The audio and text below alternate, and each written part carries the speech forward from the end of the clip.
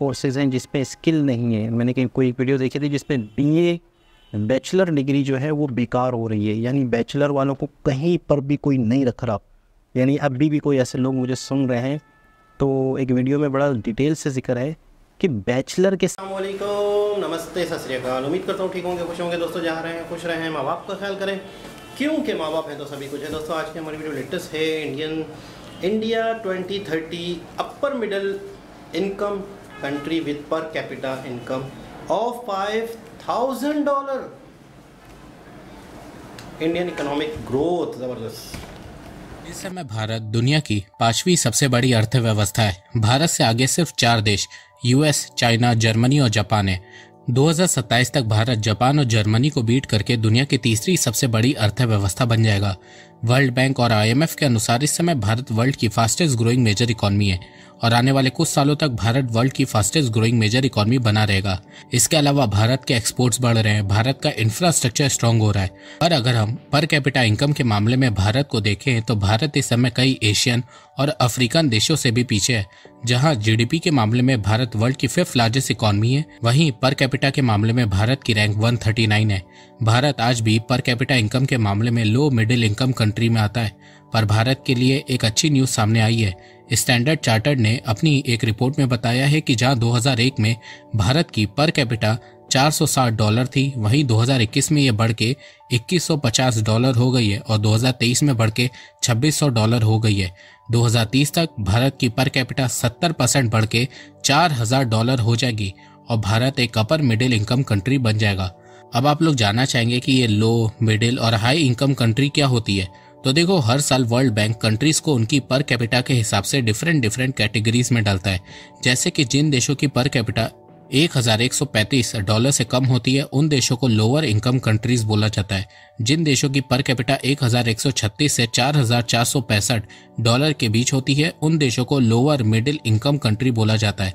जिन देशों की per capita $4466 से $13,845 के बीच होती है उन देशों को अपर मिडिल इनकम कंट्री बोला जाता है।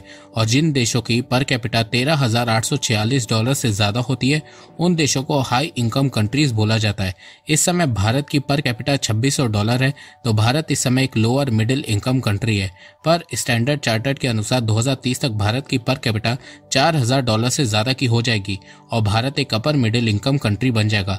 पर एक्चुअल में भारत ये टारगेट और जल्दी ही हासिल कर लेगा। कैसे, आइए जानते हैं। तो नमस्कार दोस्तों, स्वागत करते हैं आपका चार्जिंग पॉइंट हिंदी में। दोस्तों आज के इस वीडियो में हम बात करेंगे भारत की पर कैपिटा इनकम के बारे में और जानेंगे कि फ्यूचर में भारत में लोगों की इनकम कैसे बढ़ने वाली है। तो जानने के लिए जुड़े रहिए आप इस वीडियो के साथ। दोस्तों मैं ऐसे ही इंफॉर्मेटिव वीडियो बनाता हूँ, तो अगर आपको इंफॉर्मेशनल वीडियो देखना पसंद है तो आप इस चैनल को सब्सक्राइब कीजिए, इससे मुझे बहुत ही सपोर्ट मिलेगा। देखो, जिस तरह भारत की पर कैपिटा बढ़ रही है उसी तरह आप अपनी इन्वेस्टमेंट को भी बढ़ा सकते हैं। सर, नए इन्वेस्टर को बहुत मुश्किल होती है कि किस प्लेटफॉर्म से ट्रेड करें, क्योंकि आजकल मार्केट में बहुत सारे डिस्काउंट ब्रोकर आ गए हैं जो ₹20 पर ट्रेड का ऑफर दे रहे हैं, मतलब हर ट्रेड पे ₹20 ब्रोकरेज चार्ज कर रहे हैं। पर आज मैं आपको एक ऐसे ट्रस्टेड ऐप के बारे में बताऊंगा जिसमें आपको ट्रेड करते समय 0 ब्रोकरेज देना होगा। जी हाँ, 0 ब्रोकरेज। और ये फैसिलिटी आपको एम स्टॉक दे रहा है। एम स्टॉक मिराई एसेट द्वारा लॉन्च किया गया है। मिराई एसेट एक ग्लोबल फाइनेंशियल सर्विस ग्रुप है जो 15 सालों से मार्केट में है और इन्होंने बहुत से म्यूचुअल फंड में इन्वेस्ट किया है। इसी तरह इन्होंने एम स्टॉक में भी इन्वेस्ट किया है। एम स्टॉक को 1 साल पूरे हो चुके हैं और इस 1 साल में एम स्टॉक में 5 लाख से ज्यादा यूजर जुड़ गए हैं। 2,40,000 करोड़ रुपए का टर्नओवर हो चुका है। 600 करोड़ रुपए का एमटीएफ बुक हो चुका है। 21 करोड़ से ज्यादा की ट्रेड हो चुकी है। पिछले 3 महीनों में 72 करोड़ रुपए का ब्रोकरेज सेव हुआ है। एम स्टॉक में सिंगल डे में 20 लाख ट्रेड्स हुई हैं। एम स्टॉक में लाइफ टाइम 0 ब्रोकरेज फैसिलिटी भी है। साथ में नो कमीशन, चाहे आप इंट्राडे में ट्रेड करो, डिलीवरी में ट्रेड करो, एफएनओ में ट्रेड करो, म्यूचुअल फंड, आईपीओ, करेंसी, किसी में भी ट्रेड करो, सब में ब्रोकरेज 0 है, वो भी लाइफ टाइम। और ये सारी फैसिलिटी आपको एम स्टॉक सिर्फ ₹999 में दे रहा है। इसमें आप एडिशनल ₹999 में अपना एएमसी भी लाइफ टाइम के लिए फ्री करवा सकते हैं। इसके अलावा जहां दूसरे ब्रोकर आपसे एमटीएफ में ट्रेड करने पर 12% इंटरेस्ट रेट चार्ज कर रहे हैं, वही एम स्टॉक सिर्फ 6.99% चार्ज कर रहा है। इसके अलावा एम स्टॉक ऐप का यूजर इंटरफेस बहुत ही ज्यादा सिंपल, सिक्योर और सुपर फास्ट है। तो दोस्तों इंतजार किस बात का कर रहे हो? एम स्टॉक ऐप की लिंक डिस्क्रिप्शन में दी गई है, तो अभी जाओ एम स्टॉक में अपना अकाउंट ओपन करवाओ, ₹999 का प्लान सेलेक्ट करो और लाइफ टाइम के लिए ब्रोकरेज से छुटकारा पाओ। सबसे पहले मैं कुछ चीजें क्लियर कर देता हूँ जिससे आपको समझने में आसानी होगी। आइए सबसे पहले जानते हैं कि जीडीपी क्या होती है। तो देखो, GDP is the total value of all goods and services produce in the economy. मतलब देश में जितने गुड्स और सर्विसेज प्रोड्यूस होते हैं उसकी वैल्यू को जीडीपी कहते हैं। और जीडीपी को देश की पॉपुलेशन से डिवाइड किया जाए तो निकलती है पर कैपिटा इनकम।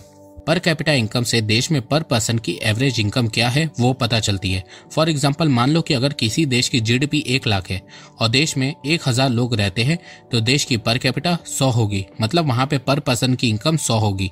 अभी कुछ दिनों पहले नेशनल स्टैटिस्टिकल ऑफिस NSO ने एक रिपोर्ट पब्लिश की और उसमें बताया कि 2004 में भारत की पर कैपिटा 24,143 रुपए थी, जो 2014 में बढ़ के 86,647 रुपए हो गई थी और फिर 2023 में बढ़ के 1,72,000 रुपए हो गई है। भारत की पर कैपिटा इनकम बढ़ने के पीछे सबसे बड़ा रीजन पॉवर्टी का कम होना है। United nation multi dimensional poverty index 2023 की रिपोर्ट के अनुसार 2005-06 से 2019-21 तक 15 साल में भारत में 415 मिलियन यानी कि 41.5 करोड़ लोग पॉवर्टी लाइन से बाहर आ चुके हैं। भारत ने 15 सालों में US, यूरोपियन यूनियन से ज्यादा की आबादी को गरीबी से बाहर निकाला है। चाइना ने 40 सालों में 80 करोड़ लोगों को पॉवर्टी लाइन से बाहर निकाला है। भारत ने 15 सालों में 41.5 करोड़ लोगों को पॉवर्टी लाइन से बाहर निकाला है। आने वाले समय में भारत में पॉवर्टी और तेजी से कम होने वाली है और इससे भारत की पर कैपिटा और तेजी से इंक्रीज होने वाली है। स्टैंडर्ड चार्टर्ड ने बताया है कि 2030 तक भारत की जीडीपी $6 ट्रिलियन की हो जाएगी और पर कैपिटा $4,000 होगी। पर देखो, मुझे लगता है कि भारत की पर कैपिटा 2030 की बजाय 2028 तक ही $4,000 की हो जाएगी, क्योंकि IMF के अनुसार 2027 तक भारत $5 ट्रिलियन की इकोनॉमी बन जाएगा और 2030 तक $7 से $8 ट्रिलियन की इकोनॉमी होगा। तो अगर भारत की जीडीपी तेजी से बढ़ेगी तो उसके हिसाब से भारत की पर कैपिटा भी तेजी से ही बढ़ेगी। देखो, आने वाले समय में भारत की पर कैपिटा बढ़ने में सबसे ज्यादा कंट्रीब्यूट ट्रेड का होने वाला है। 2030 तक भारत का ट्रेड बढ़ने वाला है, भारत का एक्सपोर्ट बढ़ने वाला है।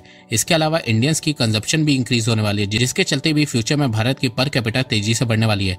मॉर्गन स्टैनली ने कहा है कि आने वाला डेकेड इंडिया का डेकेड होने वाला है। आने वाले 10 सालों में भारत में हाउस होल्ड की इनकम तेजी से इंक्रीज होने वाली है। जैसे कि आप इस फिगर में देख सकते हैं कि 2021 में भारत में 38% लोग सालाना $5,000 से कम कमाते हैं, 36% लोग $5,000 से $10,000 के बीच कमाते हैं, 24% लोग $10,000 से $35,000 के बीच कमाते हैं और सिर्फ 2% लोग ही भारत में सालाना $35,000 से ज्यादा कमाते हैं। पर 2031 तक इसमें बहुत ज्यादा चेंजेस देखने को मिल जाएगा। भारत में लोगों की इनकम तेजी से इंक्रीज होगी। $5,000 से कम कमाने वाले लोग सिर्फ 13% होंगे, 5,000 से $10,000 के बीच कमाने वाले 34% लोग हो जाएंगे, 10,000 से $35,000 के बीच कमाने वाले 46% लोग हो जाएंगे और 35,000 से ज्यादा कमाने वाले 7% लोग हो जाएंगे। तो मॉर्गन स्टैनली के अनुसार 2030 तक भारत की पर कैपिटा $5,000 की हो जाएगी और उस समय भारत एक अपर मिडिल इनकम कंट्री भी बन जाएगा। पर अगर भारत को एक हाई इनकम कंट्री बनना है तो उसके लिए भारत को 2047 तक 7.6% से ग्रो करना होगा। और अगर भारत इतने स्पीड से ग्रो करता है तो 2047 तक $40 ट्रिलियन की इकोनॉमी बन जाएगा और उस समय भारत की पर कैपिटा $21,664 की हो जाएगी और भारत उस समय एक हाई इनकम कंट्री भी बन जाएगा। अब ये डेटा जान के आप लोग बहुत खुश हो रहे होंगे कि देखो, जब से भारत में बीजेपी की सरकार आई है देश में लोगों की इनकम डबल हो गई है। पर एक्चुअल में ऐसा नहीं है, क्योंकि कुछ एक्सपर्ट्स का कहना है कि पर कैपिटा इनकम वाले डेटा में इन्फ्लेशन को ऐड करेंगे तब जाके रियल में पता चलेगा कि 2030 में लोगों की इनकम कितनी बढ़ी है। मान लो कि 2023 में आपकी मंथली इनकम 10,000 रुपए है और आपका घर खर्च 8,000 रुपए है, वहीं 2030 में आपकी मंथली इनकम 1 लाख रुपए हो जाएगी और आपका घर खर्च 80,000 रुपए हो जाएगा। तो इसका मतलब ये नहीं है कि आपकी इनकम 10 गुना बढ़ी है, क्योंकि इन्फ्लेशन के चलते आपका घर खर्च भी बढ़ गया है। देखो, एक्सपर्ट ये कहना चाह रहे हैं कि 2023 में अगर कोई प्रोडक्ट 10 रुपए का है तो वो 2030 में बढ़ के 15 रुपए या 20 रुपए का हो जाएगा। लोगों की इनकम तो बढ़ेगी पर साथ में लोगों का खर्चा भी बढ़ेगा, साथ में स्टैंडर्ड ऑफ लिविंग भी इंक्रीज होगी। इसके अलावा एक्सपर्ट ने यह भी कहा है कि अगर किसी देश की पर कैपिटा इंक्रीज हो रही है तो उसका मतलब ये नहीं है कि पूरे देश के लोगों की इनकम बढ़ रही है। मान लो एक देश में 2 स्टेट है, एक स्टेट में 50 लोग 5 लाख रुपए सालाना कमा रहे हैं और दूसरे स्टेट में 1,000 लोग 25,000 रुपए सालाना कमा रहे हैं। पहले स्टेट की इनकम 2.5 करोड़ होगी और दूसरे स्टेट की इनकम भी 2.5 करोड़ होगी। पर अगर आप दोनों स्टेट को मिला के एक दूसरे की पर कैपिटा निकालेंगे तो 5 करोड़ डिवाइडेड बाई 1050 तो देश की पर कैपिटा इनकम 47,619 रुपए होगी। अब बताओ क्या दूसरे स्टेट के लोग इतना सालाना कमा रहे हैं? जवाब है नहीं। तो भारत सरकार को सबसे ज्यादा ध्यान उन स्टेट्स पे देना होगा जहां पे पर कैपिटा बहुत ज्यादा कम है, क्योंकि अगर वहां की पर कैपिटा इनकम बढ़ेगी तभी देश असल में ग्रो करेगा। इसके अलावा कुछ लोग कहते हैं कि हमें जीडीपी के मामले में यूके को हरा दिया है, पर कैपिटा इनकम के मामले में यूके से बहुत पीछे हैं। तो देखो, पर कैपिटा इनकम में तो हम श्रीलंका से भी बहुत पीछे हैं, पर क्या श्रीलंका हमसे इकोनॉमी में बेटर है? देखो, हर देश में इन्फ्लेशन और स्टैंडर्ड ऑफ लिविंग अलग होती है। भारत में जो प्रोडक्ट 10 रुपए का मिल रहा है उसका मतलब ये नहीं है कि यूके में भी वो 10 रुपए का मिलेगा। तो पर कैपिटा से पूरे देश की इकोनॉमी का हाल आप नहीं बता सकते हैं। इसके अलावा पर कैपिटा में पॉपुलेशन का भी बहुत बड़ा रोल होता है। चाइना दुनिया की दूसरी सबसे बड़ी अर्थव्यवस्था है, पर कैपिटा के मामले में चाइना टॉप 50 कंट्रीज में भी नहीं आता है। चाइना की रैंक पर कैपिटा में 71 है। पर कैपिटा के मामले में चाइना से आगे रशिया है, कर्ज में डूबा हुआ अर्जेंटीना है, टर्की है, मैक्सिको है। कितने देशों को चाइना ने कर्ज दिया है, वो पर कैपिटा में चाइना से आगे है। तो इसका मतलब ये थोड़ी ना है कि इन सब देशों की इकोनॉमी चाइना से बेटर हो गई है। पर देखो, पर कैपिटा भी देश की इकोनॉमी का एक मेजर पार्ट है, और अगर भारत सरकार को भारत की पर कैपिटा बढ़ानी है तो सबसे पहले अनएम्प्लॉयमेंट को कम करना होगा, हेल्थ केयर और एजुकेशन सेक्टर में ध्यान देना होगा, साथ में time to time economic reforms लाने होंगे जिससे भारत की ग्रोथ रेट 6% से कम ना हो सके। इसके अलावा भारत सरकार को कोशिश करनी होगी कि देश में इन्फ्लेशन ज्यादा ना बढ़े और साथ में देश में इनइक्वालिटी भी ज्यादा ना बढ़े। भारत के 1% रिच लोगों के पास देश की 40% वेल्थ है, तो इस इनइक्वालिटी को कम करना होगा। इसके अलावा भारत में ज्यादातर महिलाएं काम नहीं करती हैं, उन्हें कोई सैलरी नहीं मिलती है, तो उनके लिए भारत सरकार को स्किल डेवलपमेंट कोर्स लाना होगा कि देश की महिलाएं भी कमा सके। और इसके लिए हमें भी एज अ सोसाइटी महिलाओं को नौकरी के लिए प्रोत्साहित करना होगा, क्योंकि अगर देश की महिलाएं कमाएंगी तो भारत बहुत तेजी से आगे बढ़ेगा और भारत की पर कैपिटा भी तेजी से बढ़ेगी और साथ में इनइक्वालिटी भी कम होगी। तो दोस्तों, आपको ये वीडियो कैसा लगा? आप अपनी राय मुझे कमेंट सेक्शन में बताइए। और हाँ, आप एम स्टॉक में अपना डीमैट अकाउंट खुलवाना मत भूलिएगा, लिंक डिस्क्रिप्शन में दी गई है। तो अभी जाओ एम स्टॉक में अपना अकाउंट ओपन करवाओ और अपनी इन्वेस्टमेंट की जर्नी की शुरुआत करो। Investments in securities markets are subject to market risks. Read all the related documents carefully before investing. बहुत ही ज़बरदस्त तरीके से समझाया गया कि आपकी अगर जीडीपी बढ़ती है तो आपकी पर कैपिटा जीडीपी भी बढ़नी चाहिए, और अगर आपकी पर कैपिटा जीडीपी बढ़ती है तो हर राज्य में भी बढ़नी चाहिए, हर शहर में भी बढ़नी चाहिए, हर जगह बढ़नी चाहिए।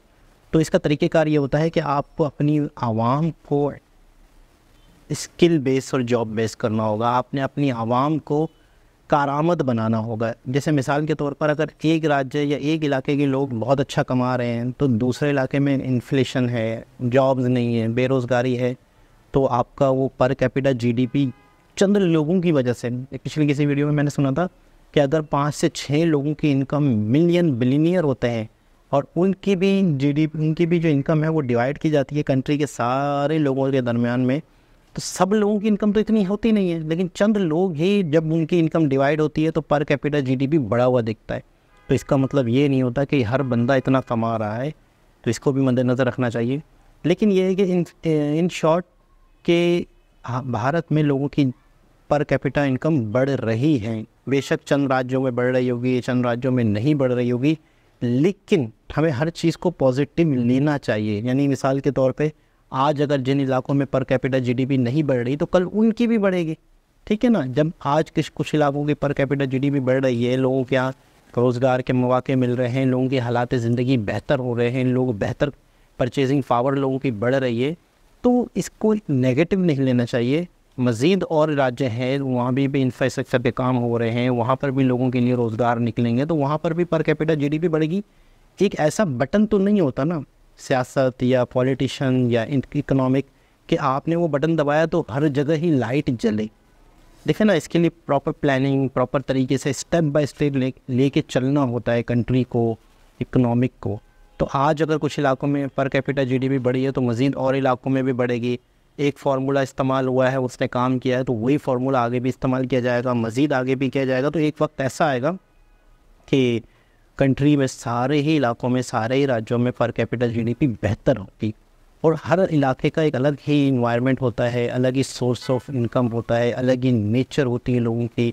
कुछ इलाके के लोग होते हैं जो एग्रीकल्चर पे होते हैं, कुछ इलाके के लोग होते हैं, कुछ शहर डेवलप होते हैं वहाँ पे आईटी से रिलेटेड काम हो रहा होता है, वहाँ कुछ ऐसे भी होते हैं जहाँ पे कारखाने होते हैं, फैक्ट्रियाँ होती हैं, मैन्युफैक्चरिंग होती है, तो हर इलाके का, हर राज्य का एक अलग तरीक़ेकार होता है काम का। तो अप एंड डाउन वेरिएशन तो होगी पर कैपिटा जीडीपी में, लेकिन बढ़ना शुरू हो गया तो और भी बढ़ेगा, हर शख्स का बढ़ेगा। और दूसरी चीज़ ये है कि सबसे बेहतरीन चीज़ ये है, मैंने किसी 1-2 वीडियो में देखा था कि हमें अपने एजुकेशन इदारों को बेहतर करना होगा। हमें जैसे ऐसे कोर्सेज़ हैं जिस पे स्किल नहीं है, मैंने कहीं कोई वीडियो देखी थी जिस पे बीए बैचलर डिग्री जो है वो बेकार हो रही है, यानी बैचलर वालों को कहीं पर भी कोई नहीं रख रहा। यानी अभी भी कोई ऐसे लोग मुझे सुन रहे हैं, तो एक वीडियो में बड़ा डिटेल से जिक्र है कि बैचलर के साथ साथ आप कोई स्किल सीखें, कोई ना कोई आप स्किल बेस्ड वर्क सीखें। आप किसी जगह पे इंटरव्यू के लिए जॉब में जाते हैं और अगर आपने बीए ऑनर्स वगैरह इस तरह से किया हुआ है तो वहीं पर ही आपके 90% चांसेस होते हैं कि वो कंपनी आपको नहीं लेगी। और उन्हें चाहिए स्किल बेस्ड लोग, इन्हें कोई ना कोई स्किल आती हो, कोई ना कोई वर्किंग आती हो। और दूसरी चीज़ ये होती है कि जो आर्ट्स या कॉमर्स लेते हैं तो उनको ये समझा जाता है कि शायद वो डल थे पढ़ाई में, शायद वो इतने शार्प नहीं थे, उन्होंने जब भी आर्ट्स लिया, बीए लिया। तो बीए के साथ साथ या बीए ना भी किया हुआ लोगों ने, पूरे राज्य में लोगों को स्किल बेस होना चाहिए। ख़वातीन, आधी आबादी ख़वातीन होती है और तकरीबन 50% अगर आबादी किसी भी देश की ख़वातीन है और अगर 50% से ज़्यादा ख़वातीन किसी कंट्री की ग्रोथ में हिस्सा ना लें तो कितना बड़ा नुकसान है। अगर उन्हीं ख़वातीन को ग्रोथ के काबिल बनाया जाए, उन्हीं ख़वातीन को उस मुल्क की तरक्की के साथ हिस्सेदार बनाया जाए तो आपकी कंट्री की ग्रोथ बढ़ जाएगी, आपकी कंट्री की जो ग्रोथ है उसकी स्पीड बढ़ जाएगी। तो ख़वातीन पे भी फोकस का बताया गया इस वीडियो में। तो मुकम्मल तौर पे एक बहुत ही ज़बरदस्त वीडियो थी, इन्फॉर्मेटिव थी। दोबारा किसी और वीडियो के साथ आपसे मुलाकात होगी, जब तक के लिए अल्लाह हाफ़िज़।